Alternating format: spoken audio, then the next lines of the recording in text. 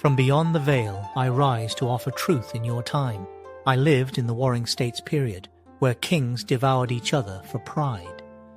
My strategy was born from necessity, but tempered by wisdom.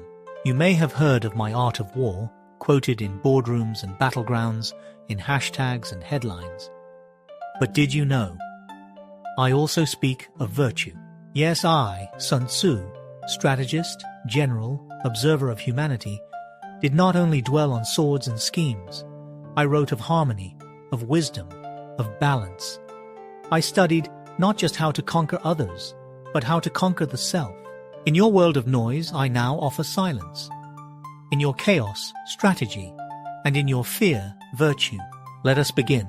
You cherish my words. All warfare is based on deception. Yes, but deception without wisdom leads to ruin.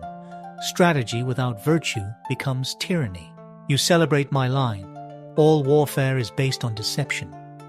But what you forget is what follows.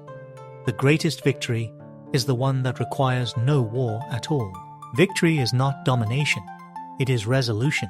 The battle avoided, not glorified. That is the mark of true mastery. Too many in your age have learned tactics but forgotten discipline. You wage wars, literal and cultural. But have you asked, why? And at what cost?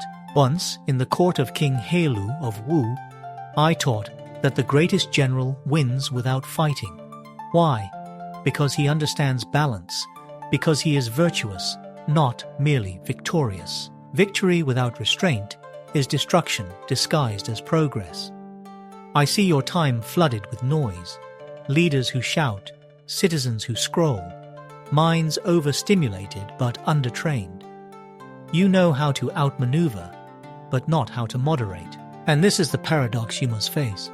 You have mastered the art of conflict, but forgotten the art of character. But fear not. There is a path forward, and it begins, as it always has, with discipline. Your device is your battlefield. Will you react or reflect? When I trained armies, I did not first sharpen swords. I trained minds. I taught them to wait, to watch, to weigh their emotions like generals weigh terrain. And now I ask you, can you observe your own mind as I once observed battlefields? In your world of instant reaction and algorithmic outrage, the modern general is not the one with the most followers. It is the one who knows when not to speak, when not to strike, when to preserve dignity instead of dominating the debate. To lead armies was simple. To lead a self, now that is art. The wise leader of old understood this, that the most enduring legacy is not conquest, but stewardship. Virtue is not weakness, it is command, and in your age, it is perhaps the most rebellious strategy of all. So ask yourself, do you seek to win or to build? You celebrate intelligence, data, calculations, efficiency.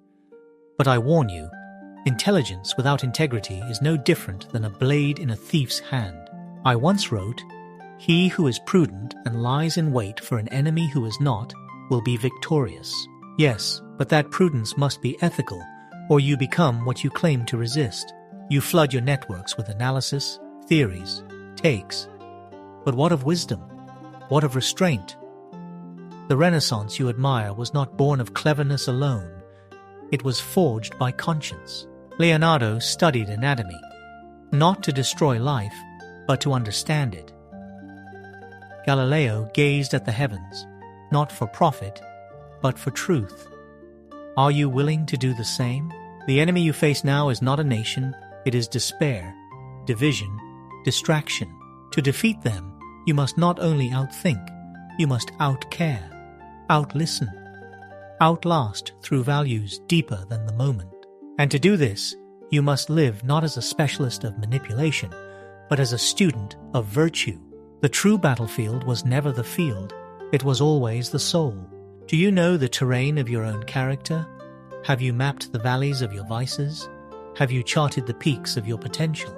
The ancients knew that self-mastery was the prelude to statesmanship, that courage without compassion was carnage, that power without virtue was merely a storm in waiting. You are now generals of your own fate, citizens of collapsing empires, architects of futures unwritten. And you ask me, what is the strategy now, Master Sun? I tell you this. Let your first war be against apathy. Let your first defense be integrity. Let your weapon be wisdom. Let your formation be compassion. Know the climate of your own soul before you campaign to lead a nation. For it is not the storm that defeats the nation. It is the erosion of virtue. Thank you for watching.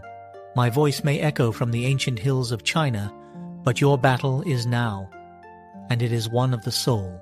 Our channel, the Renaissance Spirit, is dedicated to the pursuit of a just, equitable, and humanitarian world. We explore topics across history, politics, religion, personal development, society, culture, social and environmental justice, and the liberal arts, including the rise and fall of Rome, a mirror to your modern world. These are not lessons of the past. They are blueprints for survival. They are strategies not of war, but of renewal. To live the Renaissance spirit is to engage history not as dead text, but as dialogue. To see the past as a compass, not a cage. It is to look to the future not as fate, but as legacy. What will you leave? A scorched earth or a garden of hope? Will your children inherit collapse and climate chaos? Tales of broken democracy and poisoned trust? Or will they inherit stories of courage, of resilience, of people who chose virtue in an age of vice? The Renaissance once gave birth to enlightenment, reason, art, science. Let your Renaissance give birth to character. Embrace truth, study with humility, think across boundaries, care for the earth and for each other, because in the end, it is not the sword that changes history, but the mind behind it, the heart within it, the spirit beneath it. The Renaissance spirit is not just a philosophy. It is a style for living, learning, growing, and thinking.